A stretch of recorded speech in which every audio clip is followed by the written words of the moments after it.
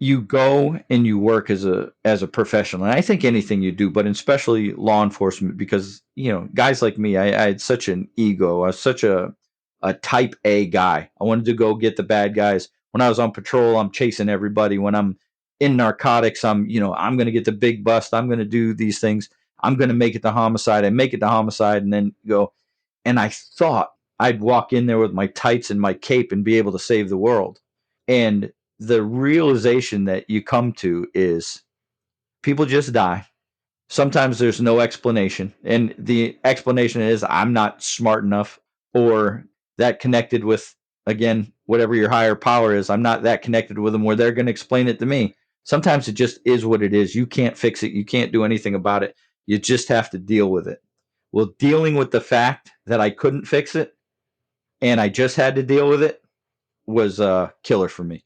And that is really, if I had to go back and trace where my train started to come off the track, it was right about then, right about there, and right about then. I'm sure it was wobbling before, but if I had to pick one point in time where I lost my wits about me, that would be it.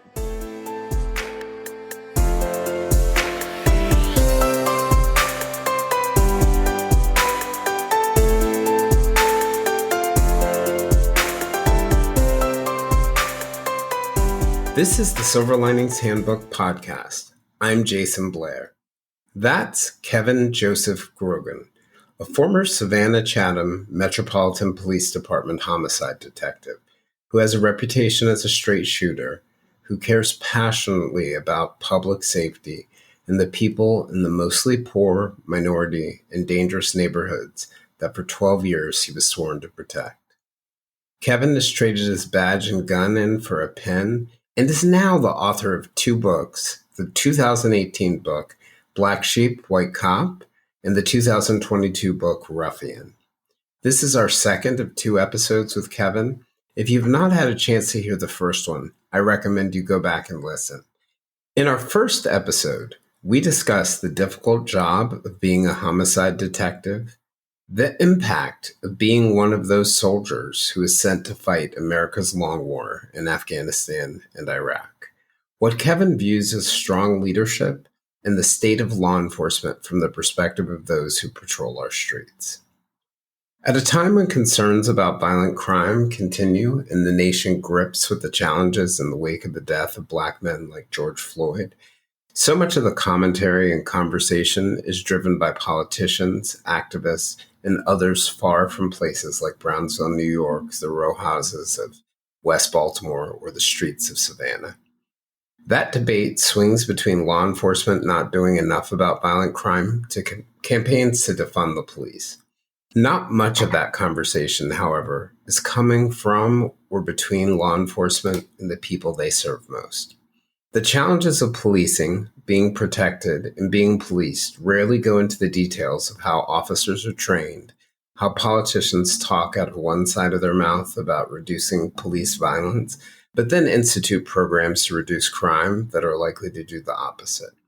Rarely do we talk about how our goals of reducing crime are not always aligned with the fact that officers are not given the tools and training they need to be successful.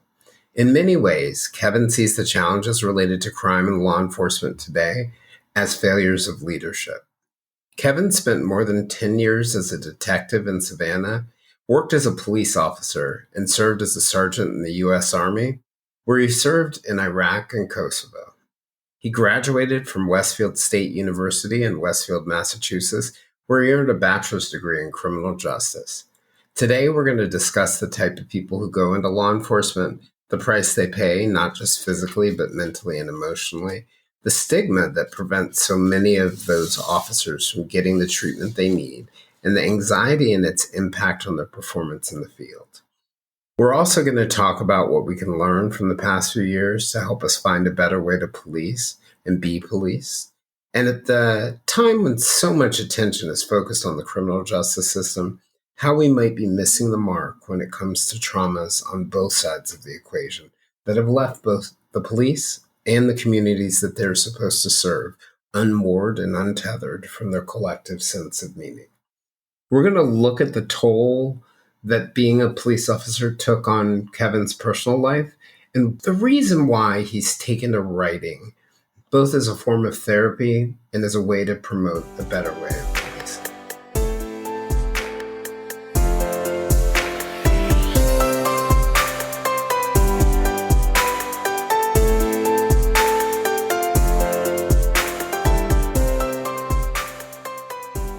The one that got me, and it's funny because one of the big therapies for now is writing, but I didn't realize until I started writing about my days in homicide, just jotting notes down.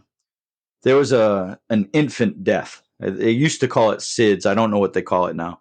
But basically, there's no explanation for why these babies die. Yeah, sudden infant death. They go to bed one day and they don't wake up and they go.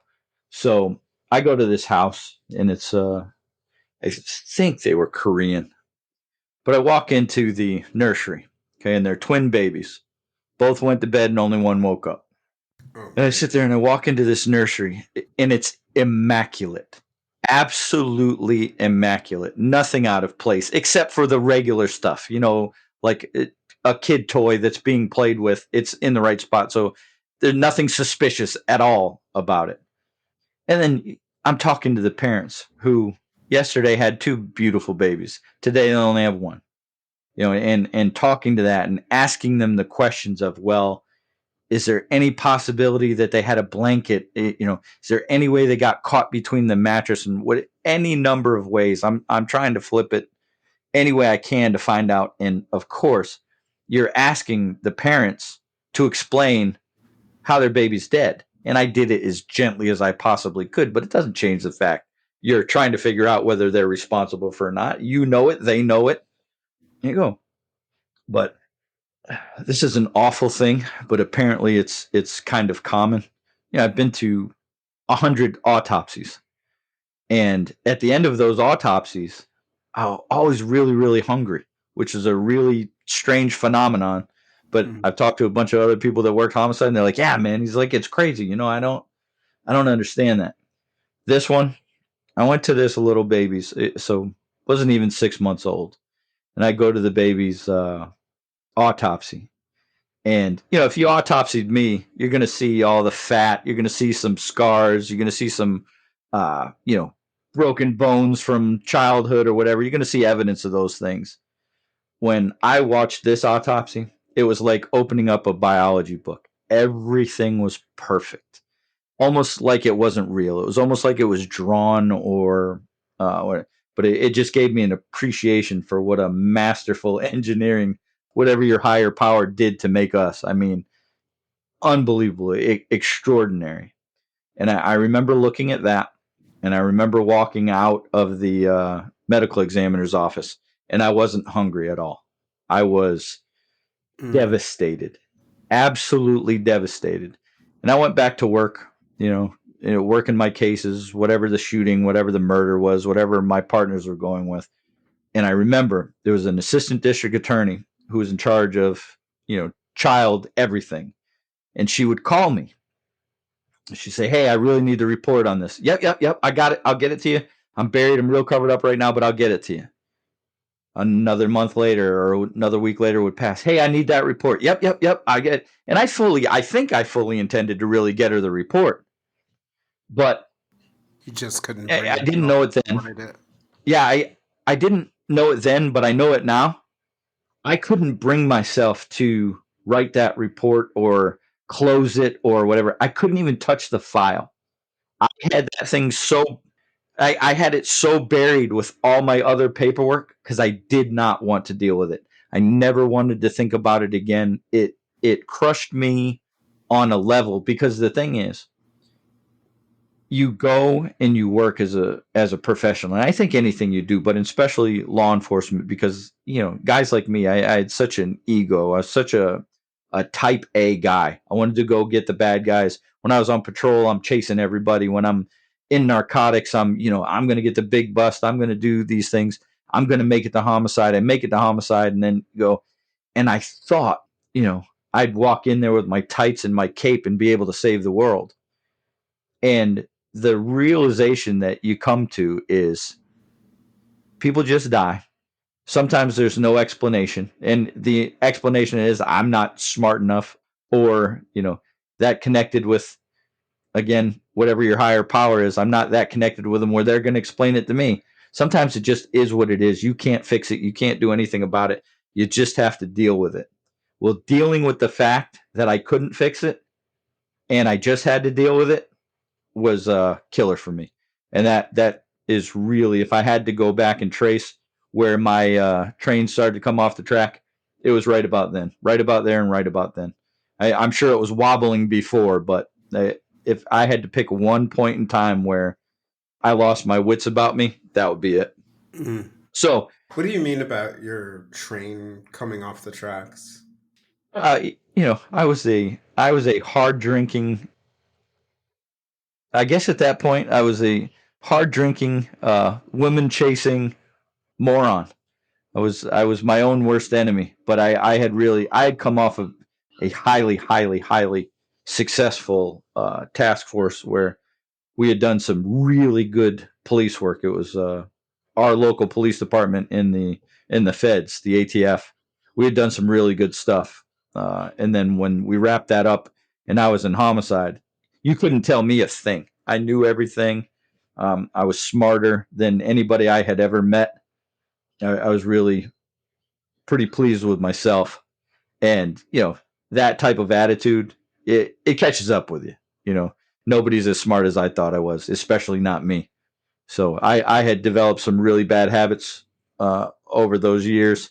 And again, I think maybe some of it has to do with things I hadn't dealt with emotionally or intellectually from the war, and a couple things processing just from my developing career as a police officer. But by the time I got to homicide, I was a train wreck. I had no my compass was off. My Right. compass was definitely off. Right. You sort of lost your North Star, the whole reason why you were there and the purpose. Yeah, and the craziest thing about that, and it's Freud, I guess. When you go back and you look, and I go through that whole story. And in 2010, before that, I lost my father. So my father had died. So talk about losing your North Star. My dad, I talk about General Meigs with the highest esteem. General Meigs is a real good guy, but my dad is probably, well, without question, the man I respected most. Yeah. Must have been a tough time. Yeah. It was a tough snowball of things, just a bunch of events that kept happening and happening. But that's life, and everybody lives with that. But hey, I suppose now, not to get on a soapbox or anything like that, but to anybody who's listening, you know, I used to think I was the coolest, toughest guy in the world.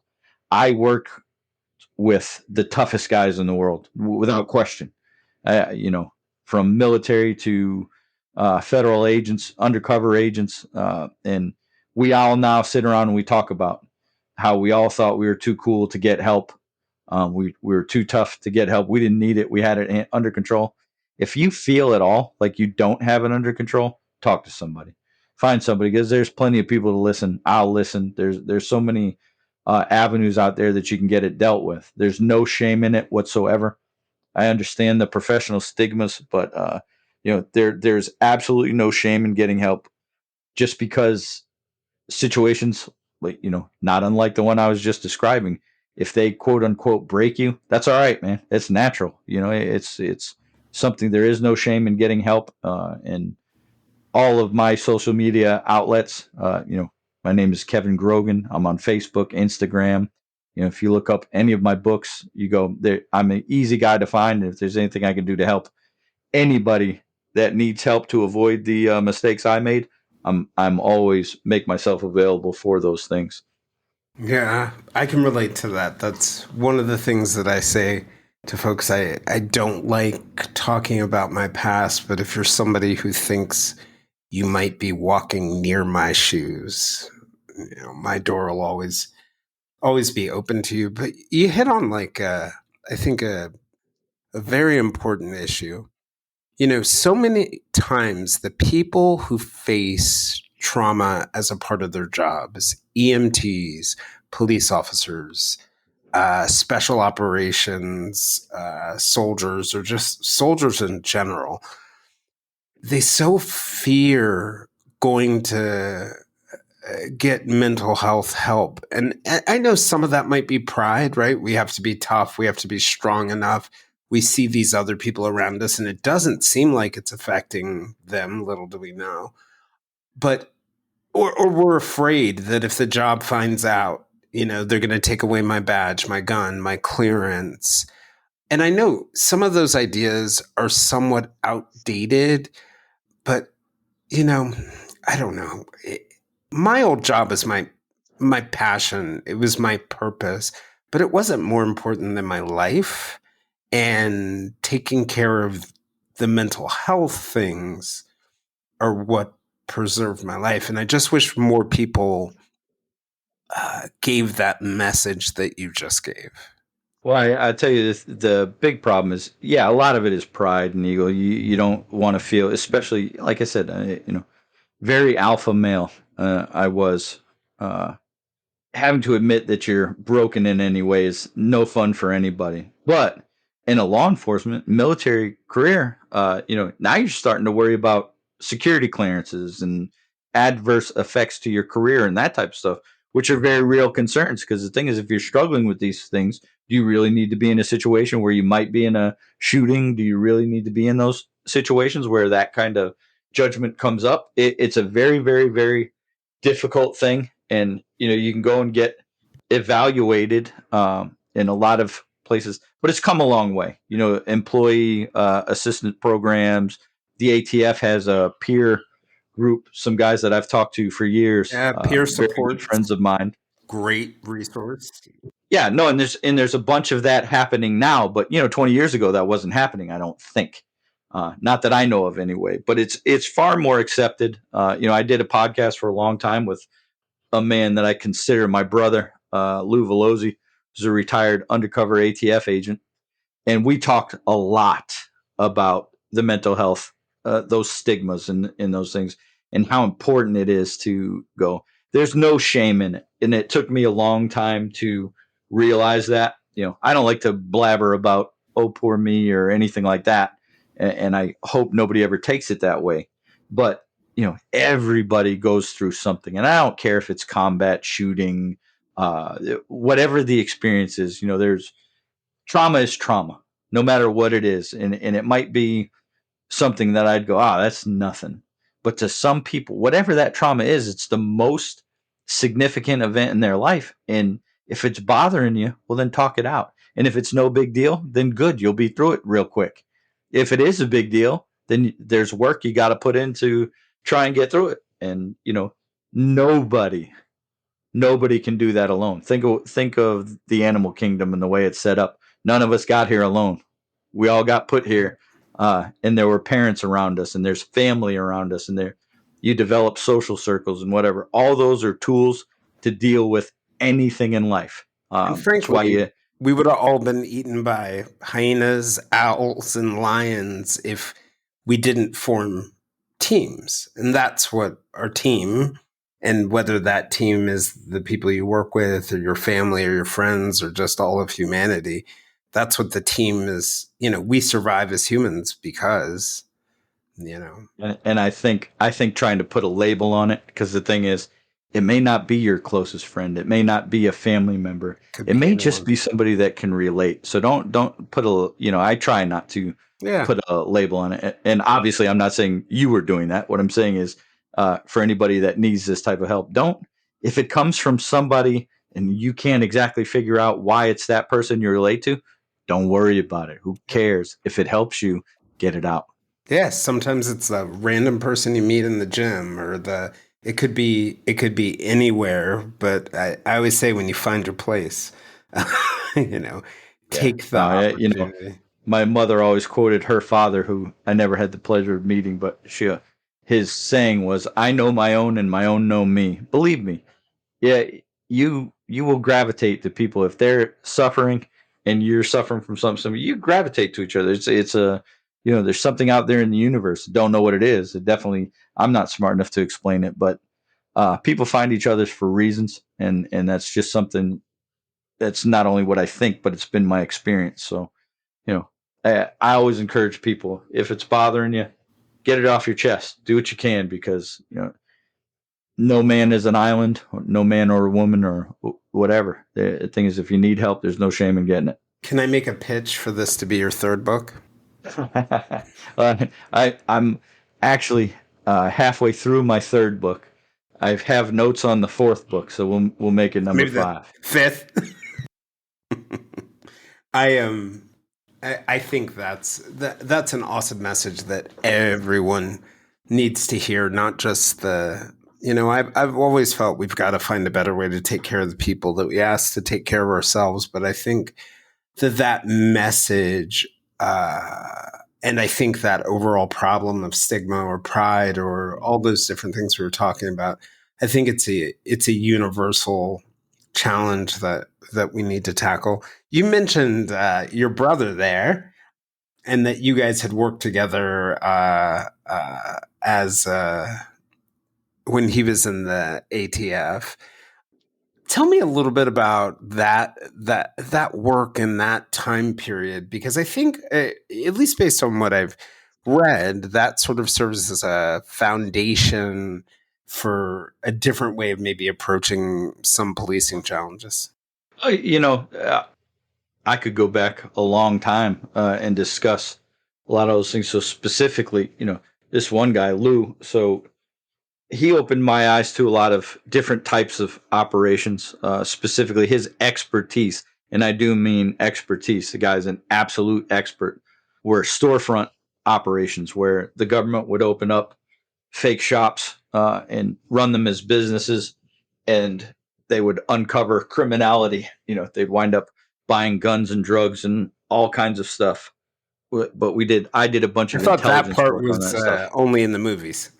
So that is real. That part's real. No, it's absolutely real. And here's a little plug: Lou Velozzi's storefront sting, an ATF agent's life undercover. His book, it's an extraordinary story. It's not one you see often, but Lou's an impressive guy. In law enforcement, he's one of those guys. When he walked into a briefing, everybody would tell you, "Oh man, he's the guy you wanted to be." So reading his book is very interesting. He'll be on John Bernthal's Real Ones podcast here, I think, this week. But he's a super interesting guy. But on top of being a phenomenal and expert undercover agent, he's also a fantastic human being and dear friend. But he and his partner, a guy named Toby Taylor, who is still with the ATF in a supervisory role, Toby and I were partners for a couple big, gang cases. They weren't undercover operations, but they were cooperations between federal and local law enforcement. And basically what we did was they were both intelligence-led investigations into street gangs, guys who were committing violent crimes in Savannah. The first one, Raging Waters. I think they were responsible for 40% of the violent crime in the city one summer, which is a huge number. And, that was my first really getting my beak wet in seeing how the federal system worked. And then I went out to a narcotics task force out in Liberty and Long County here in Georgia, out by Fort Stewart, and worked with the FBI and DEA on another gang case. And that's where I really kind of learned more on my own. I took a more involved role at that point. And then when I came back to Savannah, we formed the Savannah Area Regional Gun Enforcement Task Force, which again was Savannah Chatham Metropolitan Police Department and the ATF and the Georgia Bureau of Investigation. And that was a really, everybody throws the term community policing out. Mm-hmm. We very overtly did some community oriented thing. And at the same time, we were very covertly removing drugs, drug dealers, and guns from that same neighborhood. So it was combining sort of, one of the things that strikes me about policing that I think a lot of people don't think about, that we ask the police department to do a lot. And we ask people Yeah, yeah, yeah. You're our night watchman, right? You are our enforcer of laws when we need that. You're the people who serve us when we need that. There are a lot of hats, right?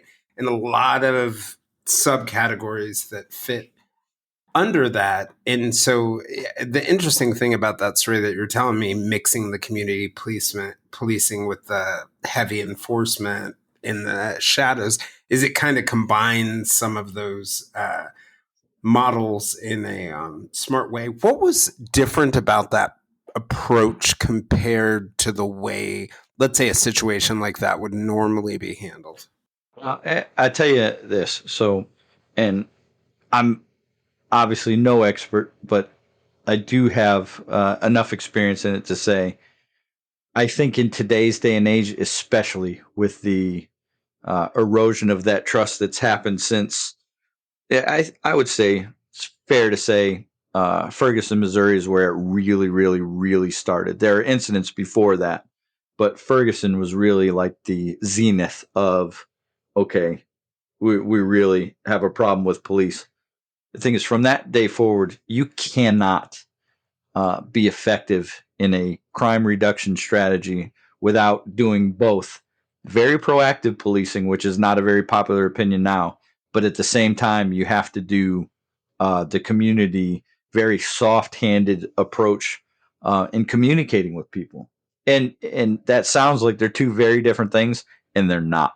It's really not. It goes back to what I said at the very beginning. Police work is just talking to people. All it is, it's communication. If you're smart about it, you have good leadership, you can meld them together. I mean, I can tell you as somebody who lived in Giuliani's New York, I was not always in love with the intensity of the policing as a citizen, but really did like its impact on crime. A lot of people, like one of the trends right now is don't arrest, fare jumpers. And I was having a conversation with somebody about it, talking about my time in New York when they had the undercover street crime unit.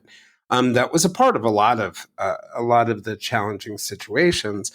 I made the point, why do you think they arrest fare jumpers? And the person was like, they're just being tough on crime or legalistic. And I was like, no, no, no, no. They're arresting fare jumpers because a high percentage of fare jumpers have guns. And that's what it's all about. And I think that's the delicate piece, right? Like your average person who gets swept up in that. I remember one night in the middle of Manhattan, I was walking down an alley in Greenwich Village. I forget. I think I had gone out to smoke or something like that, and a police officer stopped me. And I'm telling you, the only reason the situation didn't go crazy is I happened to have a New York Times badge on me, and I showed it to him. But he was like, "Oh, sorry, right?" And I said, "No, it's okay. I get it. You're not looking for people like urinating in the alley. You're like, why is someone hanging out in this alley in the middle of the night? They're probably up to no good." So I think it requires a little give and take sometimes, right? Like things may occasionally inconvenience us, but if the officers and the department's hearts are in the right place, you can find a balance through respect, right? You can find a balance. No, you're 100% correct. There has to be a lot of give and take between the community and law enforcement. Law enforcement's And job. politicians. Well, I include those people as part of the community. Okay. I loathe that title. Like I said, I have some friends who are politicians, and I mean that insultingly. But they're elected officials, and they're supposed to have the community's best interest in mind, in not only in practice but in deed. Well, they're They need to go out and actually, actually. I know you put them as a part of the community, but I would actually say the politician's job, when you look at policing, is that they're the bridge between, they're the leaders of the community and they're also the leaders of the law enforcement agencies. They should be the bridge between the two so both can be effective and both can get what they need. But too often, like in my mind, and this is just my general take, tell me if I'm wrong, too often it feels like they're saying one thing out of one side of their mouth, right? Like the police need to stop violence. And then I'll literally see months later them instituting a policy that may, let's say, increase the likelihood of violence, and it might reduce crime. And if you're paying, and I think this is a view maybe only reporters can get, but I guess if you really pay attention or you go to meetings, I'll see that they're not increasing the training budget, right? So, like, I feel like this is one of the real big problems of policing, has less to do with the community and the police, but the people who, lead both of us. Because I'll tell you from my life experience as a Black American, and also as somebody who's covered these things, I've never gone into a Black neighborhood where people have said to me that they want less policing. In fact, they tell me they want more policing. They don't want the problems that go with it, but yeah, go for it. No, and very fair. I'll say very fair, but I will rewind to where you said politicians are the bridge between the community and law enforcement. I think that's fair and true, but I will say this: politicians have no business and need to stay out of law enforcement affairs. What politicians need to do is select an official, a chief of police. Sheriffs are rather political because they're elected, but you got to keep politics out of law enforcement. You just have to let them do, the police job, very, very simply, is to gain voluntary compliance with the law. Okay. And sometimes that's as simple as putting up a sign that says speed limit 25. Most people are going to see that and they're going to obey it. They will voluntarily go because we've agreed as a society to most of these laws. Like murder, it's illegal. We shouldn't do it. But guess what? Still happens. So, you get a police chief that is a professional and shows a proficiency to law enforcement and crime reduction, and you let him do his job. Okay. And you offer him feedback and maybe he changes the strategies that go. But as soon as you let politicals agendas, like you were just talking about, affect strategies and affect the way that communities are policed, you start running into problems. And that Yeah. starts with very, very simple things, enforcing jaywalking by schools, or here in Savannah, we have the historic district. It's one of the prettiest historic districts in the country. Okay? And the parking is enforced there like, oh my goodness. Okay. But that includes some very, very poor areas surrounding the historic district. It's policed and governed one way. Then you get out to where if you park your car in a poor neighborhood and the street sweeper is obstructed by your vehicle, they will ticket your vehicle and say, okay, you're parking here. If you get into the richer neighborhoods or the wealthier and what many people consider the white neighborhoods, and your car is parked, the street sweeper will go around your car and nobody's ever going to say a thing. You can't do it differently, but that all is where politics go, and it's very simple. But it's a very simple thing.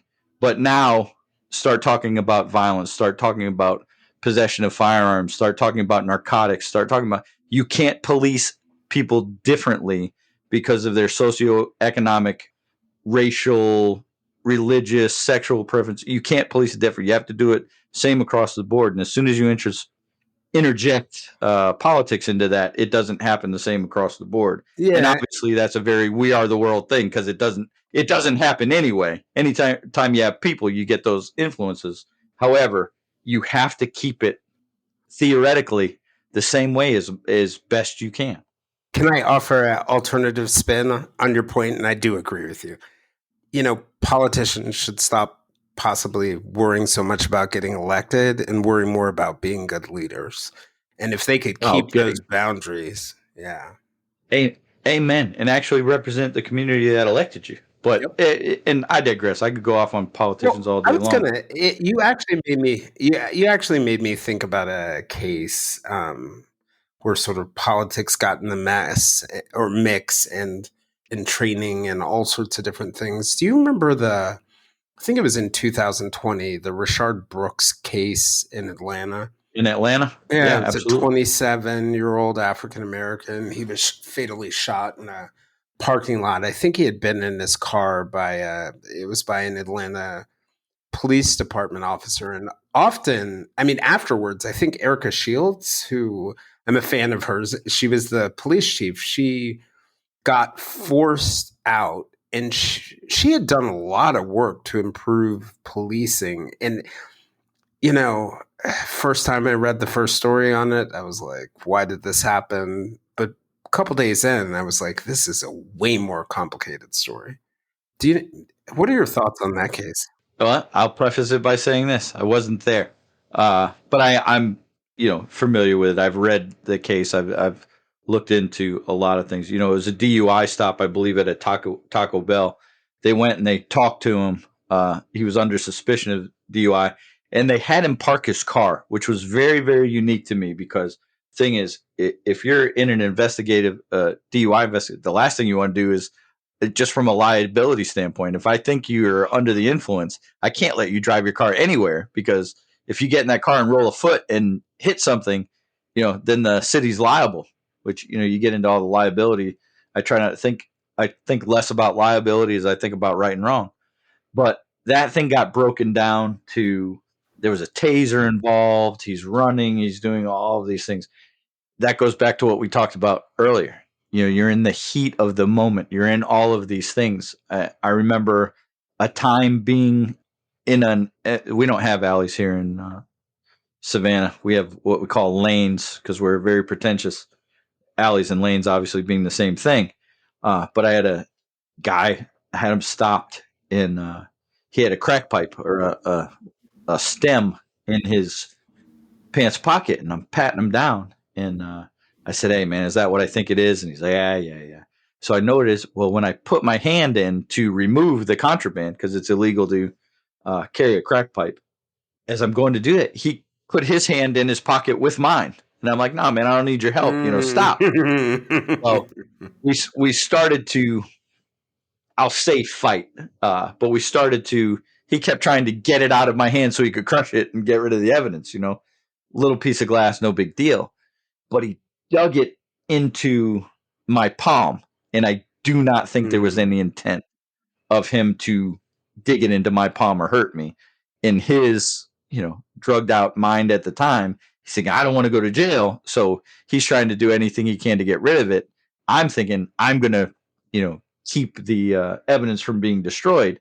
And in the mix of that, my hand gets cut. Well, I say he cut me. Okay. Now, not a big cut, but think about the health ramifications of somebody, of a homeless drug user driving his serrated edged crack pipe into your palm, hepatitis, whatever things could be transmitted that way.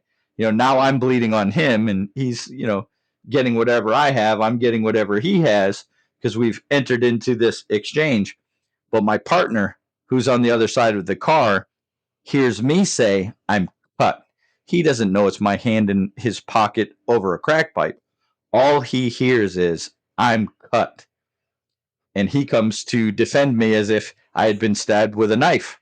And it's a life threatening situation, which it absolutely was not. But how would he know that from his perspective? How would he know that from where he's at?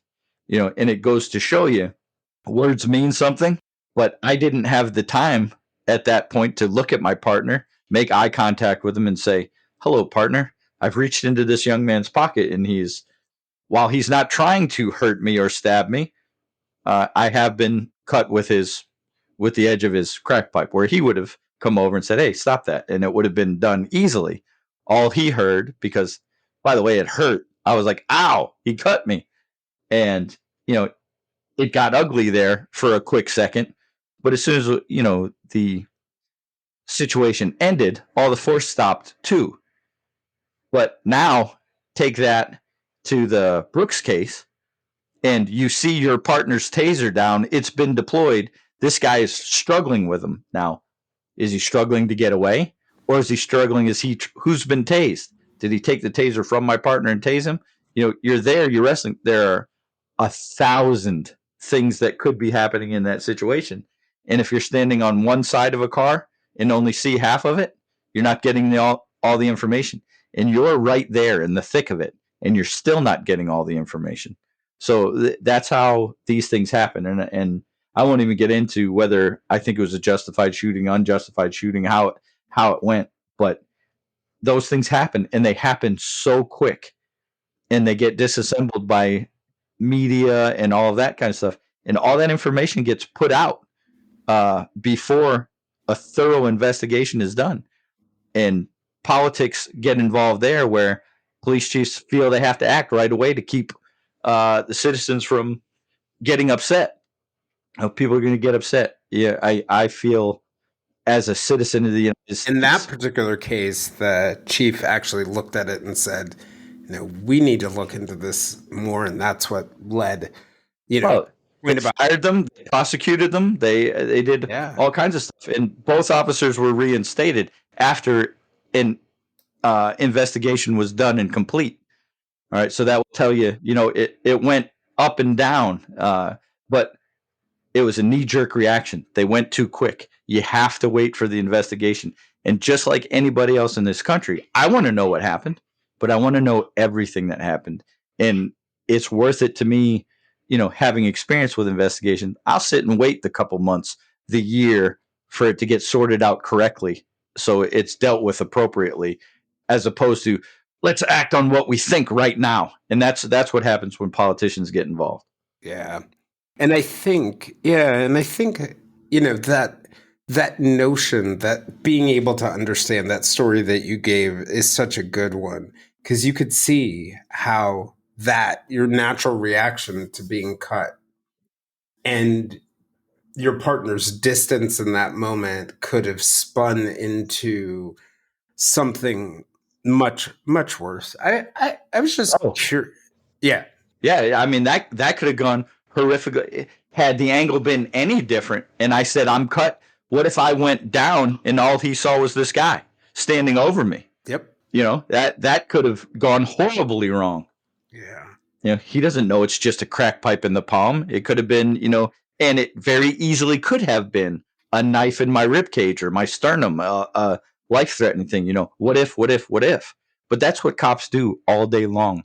What if? And part of that training is always, and it will probably never change no matter what we do, because in order to have law enforcement professionals prepared to deal with these situations, you have to go from worst to best case scenario. But you always have to start off with, is this going to be a life-threatening situation? Because it happens so fast. And if you don't go in there at least halfway prepared, and I'd say even a hell of a lot more than halfway, if you're not thinking, how can this go wrong? How can this go wrong? If something does go wrong, you're behind the power curve, and it's already too late, because shootings, stabbings, all of those things happen in the blink of an eye. And, it's, again, sensationalized in media and TV and Hollywood and all of these things. But when it's actually there, even something as simple as getting punched in the face, which is not a lot of fun. And it's happened to me a bunch in my life. But, it happens so fast that if you're not thinking about it ahead of time, it could go really bad. And when you're dealing with guns, which we have a whole bunch of in this country, if you're dealing with guns, it can go as wrong as it possibly could go, faster than you could imagine. Right. Because if you wait to be sure, what is that phrase?